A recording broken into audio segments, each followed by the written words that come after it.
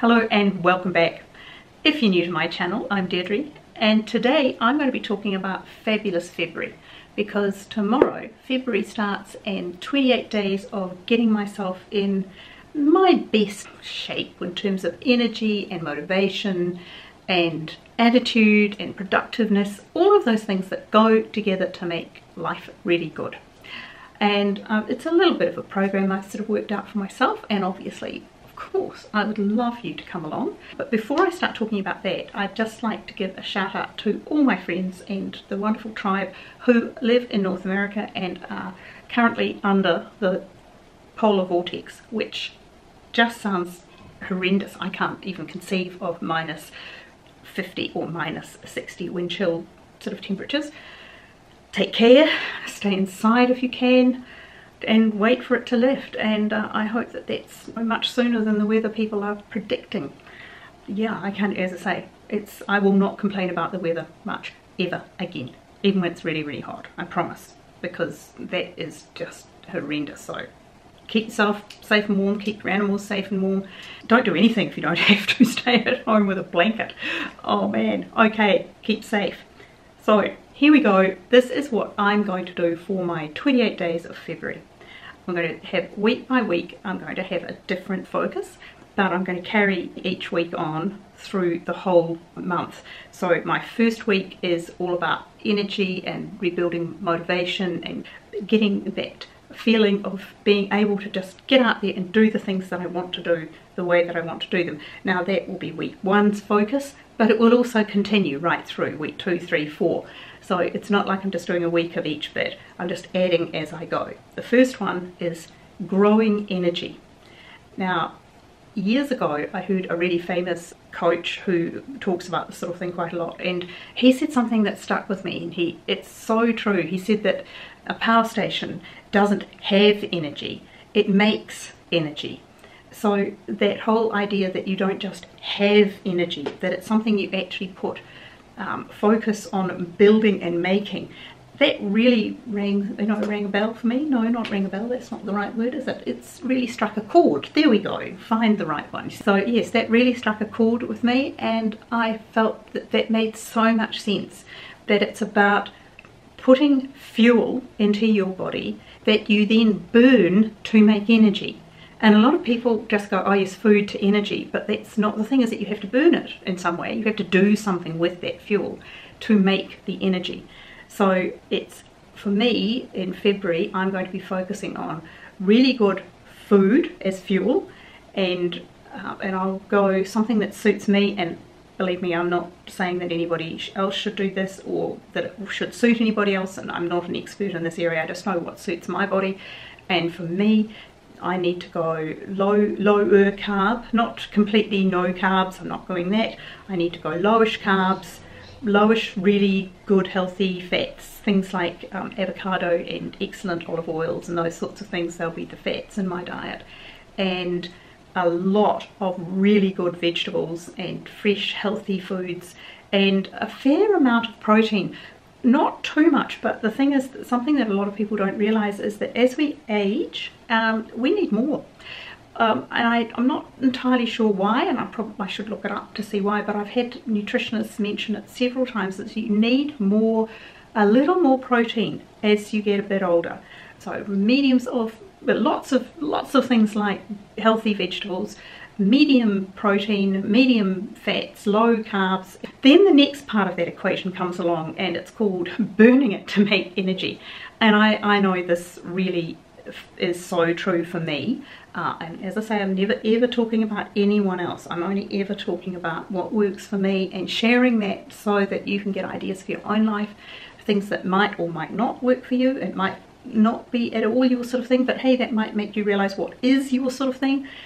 Okay, so for me, I know I have to burn fuel to make energy, and that means I have to get out and I have to walk. I have to get back to the gym. You know, I think it's just, you get out and you walk up the block, and then you walk around the block, and then you walk around the block twice, and you know, whatever it takes. For me, I know that I can keep walking forever, but I'm really appalling on stairs and hills. So for me, I have to find a really good place to do some hills around where I live, and some stairs. Well, I suppose I could go up and down outside in my own entranceway. Hadn't thought about that. It may look a bit silly, but the neighbours wouldn't mind. But yes, so that's what I'll be doing. Initially, it'll just be getting myself really moving and burning some of that fuel to make the energy to get myself out there. Because the next thing that people always say is, oh, well, I don't have the motivation, I can't motivate myself to do it. And I find that for me it works the other way around, that I have to do it in order to get motivated to keep doing it. Building the energy makes me able to really choose my motivation. I go, hey, this is how I can feel when I'm doing these things, and it's much better. I like the way I feel. Yes, I like the way my clothes fit if I do that too, but it's actually more about the way I feel. So I know that if I'm out there and I'm doing these things, even if I just make myself do them for a week, that the change for me will be quite powerful, and that then motivates me to keep going. So I don't expect to have motivation in the beginning. I just have to make a decision. I just have to say, hey, I decided to do this, so I'm going to do it. And I find that the motivation comes for me when I start to feel different. And you know, even just a week will make me feel different, let alone a full month. A full month of actually being careful with myself is going to be huge. So I also know me, I have no willpower. Oh, maybe, no, I have no willpower, none at all. So for me, I have to make my environment about supporting these different behaviours. Well, they're not that different, it's just ones that have been a bit neglected. I have to dig them out, dust them off and get them back again. So last year I read a book by Benjamin Hardy called Willpower Doesn't Work, and it's so true. Willpower is massively overrated. As I say, I don't have any, but what I can do and what I do have is the ability to make my environment support the sorts of things that I want to do. So in terms of no sugar, which is another thing I didn't add, but it's obviously no sugar for February, then I make sure that there are no sugary snacks, there are no biscuits, there are no cakes, there's no ice cream. Those sorts of things are just simply not in my home.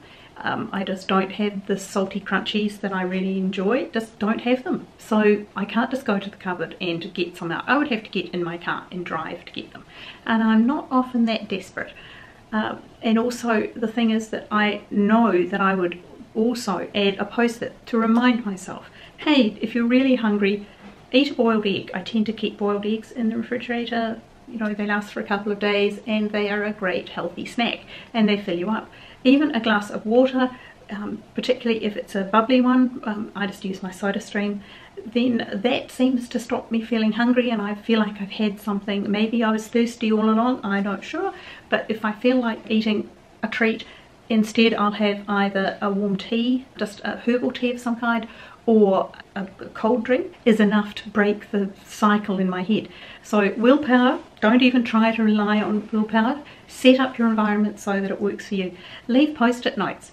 That's my place is going to look like Post-it note heaven for the next couple of weeks, because I'm going to put them on the refrigerator and put them on the pantry and put them on my bathroom mirror, put them on my bedside table, everywhere. It's just going to be reminding myself of the commitment I've made to look after my health for February. And the only other thing that I think is really important about this for me is to just get a little book, not an expensive one, just a cheap little book, and journal it. Just note every day how you went, how's it going, or if you're not going well, maybe that's also a good time to pick it up and write down why you want to snack, what it is that you feel like, why it is that you aren't staying sort of within the bounds of the food that you should be eating, or I'm not getting the exercise that I should be having. Those sorts of things, write it down. If something's working well, write it down. And also, I will be tracking my weight, but it's not about weight. It really is about how I feel in terms of my energy, and just giving yourself somewhere to go, okay, so I'm doing this is okay, hey, I'm on day 15 or something. So that is where I am at the moment. Week 1, grow your energy, good fuel into your body, burn it so that you get the energy and that energy then gives you the motivation and commitment to keep on going and doing this. And also just write it down, because that helps your motivation. If you can see where you've come, you know, how far you've come, it's a really good motivator to say, hey, I'm feeling better with more energy, or I managed, you know, twice around the block and once up the hill. Maybe I can do twice around the block and twice up the hill. See how we go. But if I note down what I'm doing, then it gives me a point of comparison looking back. Next week I will have another area that I want to focus on, and I'll talk to you about that in a week's time.